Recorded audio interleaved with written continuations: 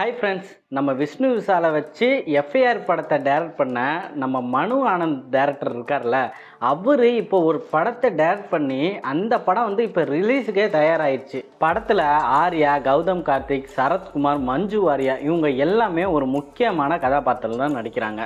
படத்தோட பேர் வந்து மிஸ்டர் எக்ஸ். இப்போ இந்த படத்தோட ட்ரெய்லர் யூடியூப்ல ஸ்ட்ரீம் ஆகிட்டு இருக்கு. ட்ரெய்லர் பார்த்தேன். ட்ரெய்லர் பார்க்கறதுக்கு செம்ம ஆக்ஷனாக இருக்கு. இந்த படம் வந்து வேற வேற காலகட்டத்தில் நடக்குதுன்னு சொல்லியிருக்காங்க. முழுக்க முழுக்க ஒரு கற்பனையை தானே அப்படின்னு ஸ்டார்டிங்லேயே சொல்லிடுறாங்க. அவங்க காட்டின விசுவல், ஆக்ஷன், கிராஃபிக்ஸ் எல்லாமே சூப்பராக இருக்குங்க. ஒரு நல்ல தரமான ஒரு குவாலிட்டியில் தான் வருது. ஆர்யாவை இந்த மாதிரி கெட்டப்பில் இந்த மாதிரி ஒரு ஆக்ஷனில் பார்த்து ரொம்ப நாள் ஆச்சுங்க. லாங் டைம் ஆச்சு. ஏப்ரல் 17 இந்த படம் வந்து தியேட்டரில் ரிலீஸ் ஆக போகுது.